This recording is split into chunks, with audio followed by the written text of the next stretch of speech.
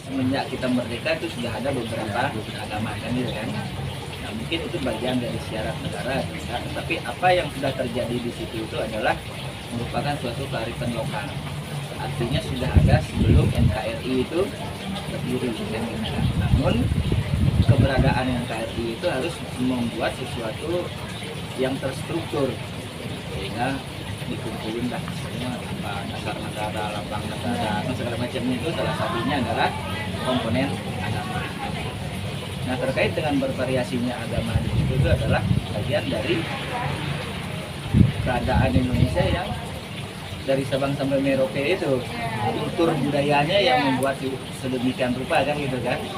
Nah, sehingga menjadilah bermacam-macam kan gitu kan. Nah, sehingga disatukan di dalam satu konsep agama. Nah, adalah masuk aliran Islam, masuk aliran Kristen. Tapi sebelum NKRI berdiri kan Indonesia Nusantara sudah jaya duluan, ya. Mana zaman kerajaan Sriwijaya, kerajaan Majapahit, Negara segala macam itu kan. Nah, itu sudah menjadi bagian budaya, itu sudah ada, keyakinan itu sudah ada, namun tidak di dalam bentuk negara kesatuan yang ini.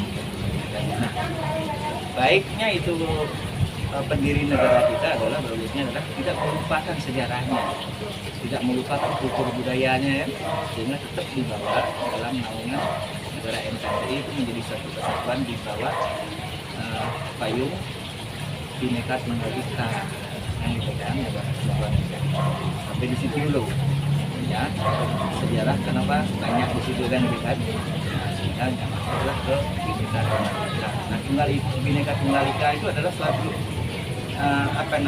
suatu tata nilai yang memayungi NKRI itu sehingga berbeda-beda tetapi tetap satu kan gitu kan, satu tujuan kan gitu kan. Nah, kemudian dari Bhinneka Tunggal Ika itu turunannya di situ ada Pancasila. Ya, Pancasila itu merupakan di Hindu itu merupakan Pancasrada. Ya, 5 keyakinan yang dianut oleh umat Hindu. Pertama, percaya adanya Tuhan, menjadi satu ketuhanan di situ. Percaya yang kedua adanya roh, itu ada yang namanya luhur kemanusiaan. Kemudian di situ adanya hukum karma kalau di Pancasrada, itu artinya persatuan. Kemudian di situ ada yang namanya keempat reinkarnasi, artinya ada siklus. Siklus di situ artinya masuk di dalam tatanan kerakyatan. Rakyat itu adalah proses, gitu kan. Nah, kemudian moksa itu artinya suatu kebebasan atau pembebasan, sehingga masuk di dalam Pancasila yang kelima itu keadilan sosial. Dan jika keadilan sosial itu sudah terpenuhi, kira-kira kita masih ricuh nggak? Anda sudah kaya, sudah pintar, sudah bagus, aman nggak kira-kira? Yang bikin tidak aman itu kan karena tidak moksa, tidak adil kan? Tidak adanya keadilan di situ. Orang kaya makin kaya, orang susah makin susah, gitu kan? Nih, nah itu yang membuat kenapa menjadi persoalannya itu kan? Nah, oleh karena itu, di tingkat umat Hindu atau di ajaran Hindu, Pancasila, Pancasrada itu adalah suatu replika, ya. Itu kaitannya tadi Pancasila, Bhinneka Tunggal Ika. Nah, ini yang harus mengikat. Jika hal ini dilakukan dengan baik dan benar, ya, oleh semua umat, tentunya persoalan itu dengan sendirinya akan terkikis pelan-pelan. Nah, kaitannya lagi dengan keharmonisan tadi. Mengapa menjadi tidak harmonis itu? Karena adanya tata cara. Tadi itu konsep dari tingkat ketuhanan, pemahaman intelektual. Tapi bagaimana pemahaman intelektual itu akan menjadi implementasi? Karena tidak cukup berteori saja. Teorinya bagus. Misalnya contoh kita hafal Alkitab ini, tetapi kelakuannya ya kan? Nah, oleh karena itu di tatanan operasional di umat Hindu ada yang disebut dengan Sri Kayo Parisudo. Ya. Sri itu artinya 3, Kayo itu artinya perilaku, Sudo itu artinya suci, baik dan benar. Maka harus ada 3 perilaku yang baik dan benar harus dilakukan oleh umat manusia. Khususnya konsep itu karena dia ada di umat Hindu. Apa saja itu? Manasiko. itu artinya berpikir yang baik dan benar, ya, sehingga disebut dengan suci, berpikir yang suci. Kemudian waciko, itu berkata tutur kata yang suci, harus didasari yang benar, dilakukan dengan baik. Kemudian yang ketiga adalah kaiko, berperilaku yang baik dan benar atau suci. Nah, jika kalau kita sudah berpikir yang benar, ngomong yang benar, berperilaku yang benar, kira-kira ada penyimpangan nggak? Ada orang terganggu nggak? Ada orang tersinggung nggak? Ya kan? Iya. Nah, oleh karena itu konsepnya itu kan sederhana ya. Sebenarnya itu harus dilakukan dari diri kita sendiri terlebih dahulu. Nah, semua yang dilakukan, yang saya sebutkan tadi konsep itu adalah tidak penting untuk orang lain, tetapi penting untuk diri sendiri. Kalau diri sendiri itu ada 6, ya, masing-masing aja benahi dirinya, sehingga tidak perlu repot membenahi orang lain. Maka fokus kita adalah ke dalam, internal, introspeksi diri. Kalau bahasa Balinya mulat sarira. Kalau bahasa Islamnya apa? Istighfar. Iya, Ya, istighfar. istighfar gitu kan. Artinya istighfar itu kan untuk diri kita, dari Iya, diri benar. sendiri. Istighfar, kalau ada yang ngomong kasar atau marah-marah gitu, ibu istighfar bu gitu. Nah itu, jika itu sudah dilakukan, maka konsep yang ditanyakan tadi, bagaimana menjaga keharmonisan, kebinekaan, itu sebenarnya tidak menjadi masalah. Bukan masalah ya, jika tadi dilakukan tahapan tadi kan itu kan. Nah terus kemudian Trikayo Parisudo itu mulai dari mana? Nah tadi sudah dibilang satu, mulai dari diri sendiri. Yang keduanya mulai dari rumah tangga, berikut berlanjut ke masyarakat. Jika kita bisa menjadi personality yang baik, kemungkinan kita akan bisa membangun rumah tangga yang baik, ya. Jika kita sudah bisa membangun rumah tangga yang baik, akan menjadi masyarakat yang baik. Masyarakat yang baik, kumpulannya itu akan menjadi warga negara yang baik.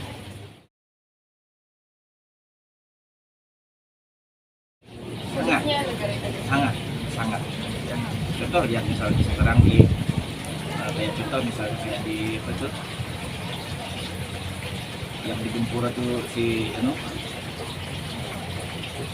itu sebagai Bladen itu, terus kemudian di Soviet sampai sekian. Sekarang yang terakhir itu apa, yang masih lagi hangat, yang Jokowi turun tangan juga, Rusia, Ukraina. itu misalnya. Itu kan bagian dari informasi, miskomunikasi, apa yang namanya itu tadi, serba ada kesalahpahaman di situ, sehingga menyebabkan namanya nanti timbulnya disintegrasi, kan gitu kan. Nah itu sangat berpengaruh, dan yang paling rawan di Indonesia itu adalah kedok agama dijadikan alat jualan. Itu yang paling riskan ya. Yang paling riskan di situ. Pokoknya kalau sudah urusan agama itu nalar udah lupa.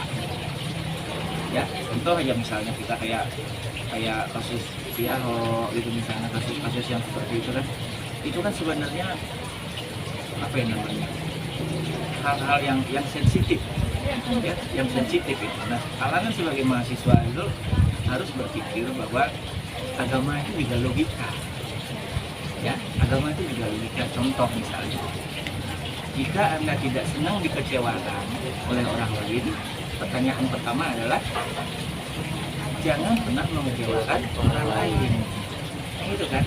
Karena di dalam kehidupan itu tidak ada yang namanya memberi saja, tidak ada yang namanya menerima saja. Nah, di dalam konsep manajemen itu ada namanya law of attraction, tulisnya LOA, ya. Give, take and give. Apa yang engkau berikan kepada alam semesta akan follow up, ya, akan menerima dan follow up ketika lagi. Tuh. Nah, kalau kita sudah pahami itu, ya kita juga nggak mungkin mengecewakan orang lain. Kita juga nggak mungkin membunuh-bunuhin orang lain, kan gitu kan? Karena apa? Di dalam konsep Hindu ada yang disebut dengan yang namanya Wasudewa Kutumbakam, ya, bahwa kita semua adalah bersaudara. Kenapa demikian? Saudara itu kan artinya seudara. ya bisa seudara kandung, bisa seudara kabupaten, bisa seudara apa provinsi kan gitu. Nah yang akhirnya itu di awal dan di akhir kan seudara dari Sang Pencipta. Ya, coba kalian dari Muslim siapa yang menciptakan, kami dari Hindu siapa yang menciptakan, ujung-ujungnya adalah Tuhan dan itu kan yang Maha Kuasa. Apapun sebutannya, karena sebutannya itu bukan mempengaruhi isinya. Ya. Mau di Muslim disebut Allah, mau di Kristen disebut Yesus, mau di Hindu disebut Ida Sang Yang Widi gitu. Intinya itu adalah suatu zat yang bisa menciptakan alam semesta ini dan memelihara semua alam semesta ini dan mengembalikan alam semesta ini kepada realitasnya aslinya. Apa yang harus kita ciptakan di dalam mewujudkan perdamaian? Sikap saling pengertian, ya, memahami orang lain.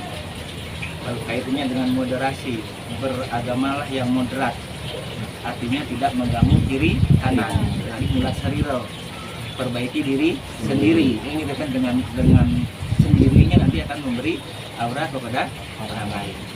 Kemudian dipelihara, apa yang harus dipelihara? Yang sudah baik kita pelihara.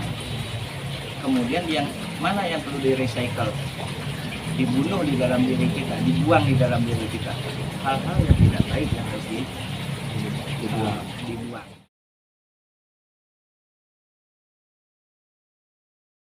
Kelompok yang memecah belah kita karena kembali lagi ada tingkat kepentingan yang dibangun di sini.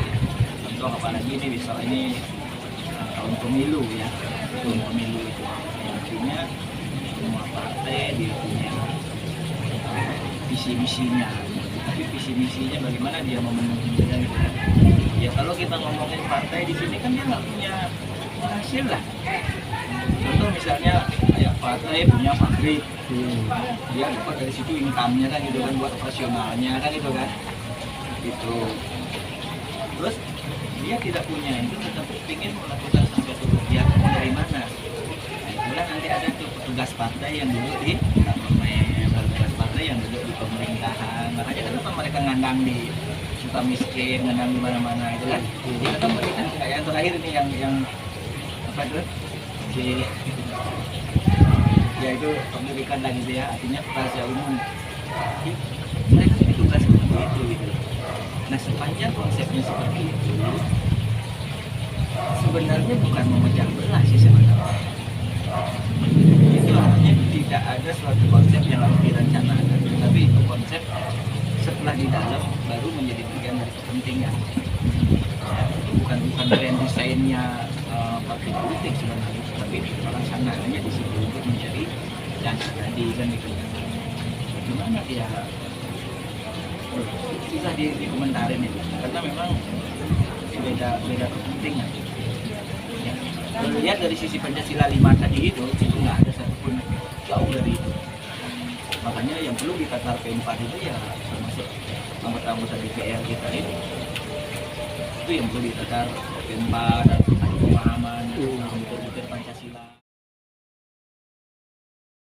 Semua yang diciptakan oleh Tuhan itu satu pun tidak ada yang sama persis, termasuk orang kembar, ya, termasuk orang kembar.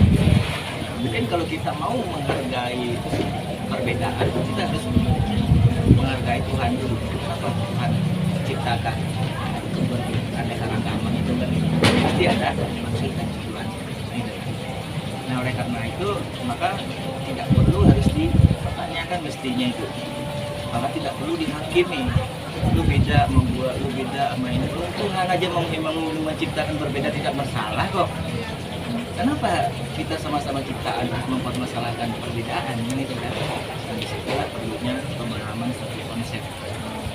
Yang pertama diturunnya adalah egoisme, rasa akunya, gitu kan? Rasa pintar, rasa mau menang sendiri, saya paling itu yang harus diturunkan. Ya, mengapa demikian? Karena contoh misalnya kayak makan, emang makannya cuma nasi doang, habis nasinya habis terus sayur doang, baru situ baru sambal doang, kan enggak kan? Kira-kira kalau makan kayak gitu enak nggak kira-kira? sendirian itu tidak enak, ya kan? Kalau misalnya kita mau kopi, minum airnya dulu, habis itu ambil gulanya, habis itu ambil serbuk kopinya, terus ambil lagi airnya, kumur-kumur lagi, telan lagi gitu, ya kan? Sebenarnya kita sudah banyak diajarin oleh kehidupan, tapi kenapa perlu bertanya lagi ini dengan dicontoh, makan aja gitu. Ada berapa warna tuh dimakannya? Nasi, sambal, ikan, sayur, dan lain-lainnya lagi kan minimal 4 sehat. 5 sempurna itu masuk ke dalamnya kan. Itu juga 5 tuh kenapa nggak dibedain, nggak ditanyain? Kenapa kamu makannya bervariasi, berbeda-beda? Kenapa nggak satu aja gitu? Ya karena satu itu nggak enak, berame-rame enak. Tapi kenapa di dalam kehidupan beraneka ragam itu dipertanyakan lagi? Ada sesuatu hal konsep yang berlawanan itu. Satu sisi pengen sesuatu yang meriah di piringnya gitu, tapi satu sisi mempertanyakan sesuatu yang meriah. Contoh lain misalnya, kenapa disebut pelangi? Pelangi itu apa? Nyanyiannya merah, kuning, hijau, di langit yang biru. Coba kalau merah doang, bilang pelangi nggak dia? Hijau doang atau kuning doang, ya kan? Justru karena bervariasi, itulah dibilangin pelangi. Atau ada misalnya main ke Cibodas, lihat di situ bunga mawar doang satu. Kira-kira datang nggak orang ke sana? Nggak datang, ngapain gitu? Justru di situ namanya Taman Matahari, Taman Bunga Matahari kan, macam-macam bunga ada di situ. Nah itulah keindahan semesta. Tadi diciptakan oleh Tuhan tadi, manusia aja itu berbeda, binatang ada berapa ribu, tumbuh-tumbuhan ada berapa juta, ya, berapa triliun spesies yang berbeda penghuni alam semesta ini, ya, itu nggak repot kok ngurusinnya, nggak sulit kok. Tapi kenapa kita manusia yang diberikan wewenang untuk memanfaatkan semesta ini justru yang sudah disediakan justru yang serakah, justru yang bikin masalah gitu. Iya nggak? Tuhan itu sudah sangat bijaksana menyiapkan manusia untuk kehidupan alam semesta dan lain-lainnya. Tetapi oleh keserakahan manusia lah yang menjadi yang diciptakan itu menjadi bermasalah. Kenapa? Kurangnya rasa bersyukur, kurangnya rasa menghargai gitu. Nah, di kitab kami ada yang dinamakan bahwa Tuhan menciptakan alam semesta beserta isinya untuk semua makhluk hidup dan sekaligus sekalian keturunannya. Bukan diciptakan untuk orang tertentu saja, bukan untuk periode tertentu saja. Ya, bukan hanya 1, 2, 3 generasi. Sepanjang generasi dunia ini ada, Tuhan sudah menyiapkan. Itulah gunanya kita tadi, kita karena tadi harus menjaga keharmonisan, terus melakukan rejuisasi, ya, terus merawat kelestariannya supaya ada untuk anak cucu dia. Pernah nggak orang tua ngomong kayak gitu? Iya. Mewarisin untuk anak cucu. Kalaupun nggak bisa mewarisin materi, mewarisin lahan, minimal pendidikan. Itu bagian dari itu, ya. Simpulannya di sana. Kita harus merawat diri, harus memahami, harus bersyukur bahwa kita hidup di sini itu bukan sendiri, bukan tanah ini milik kakek moyang kita. Ini diciptakan oleh Tuhan untuk semua makhluk, untuk sepanjang zaman. Orang dikumpulkan secara bersama-sama itu akan dapat menghasilkan jauh lebih banyak daripada sendiri-sendiri. Ibarat filsafat sapu lidi, ya. Tahu sapu lidi? Pernah nyapu di rumah? Nah itu sapu lidi itu kalau dipecah masing-masing sendiri bisa nggak menyelesaikan tugasnya? Paling jadi tusuk gigi, tusuk sate, habis itu masuk tong sampah. Tapi kalau dia jadi sapu, ya, masalah sampah kayak apapun bersih sama dia. Nah ini dunia, kan? Sehingga di dalam konsep kehidupan nanti kita bisa menjalankan yang namanya dharma agama dan dharma negara, ya. Dharma agama di situ adalah konsepnya kebenaran, dharma negara di situ konsepnya adalah pengabdian. Mengabdilah dengan cara yang benar, bukan karena kepentingan. Kenapa sekarang banyak koruptor? Itu kan dia tidak memahami, digaji oleh negara, dibayar oleh negara, hidup dijamin hidupnya oleh negara, tapi ngorong-ngorong negara. Ini yang luar biasa gitu. Nah, kita sebagai generasi muda harus memahami sampai ke situ. Nah, kenapa dasarnya kita di dharma agama dan dharma negara itu harus disambungkan? Ya, karena kalau ada orang pintar saja tidak benar, itu juga repot. Iya. Tapi kalau ada orang benar tapi tidak pintar, dia juga diakal-akalin. Saya biarin aja, biarin kalau dia bohong sama gue, biarin dia yang dosa gitu misalnya. Kumaha engke atau kayak kumaha kalau bahasa Sundanya itu nggak boleh begitu juga. Nah, inilah kita adik sebagai mahasiswa di dalam tahap membangun intelijensi, ya, membangun konsep, membangun menciptakan hidup nanti, karena itulah yang akan membawa kita pada tingkat keberhasilan.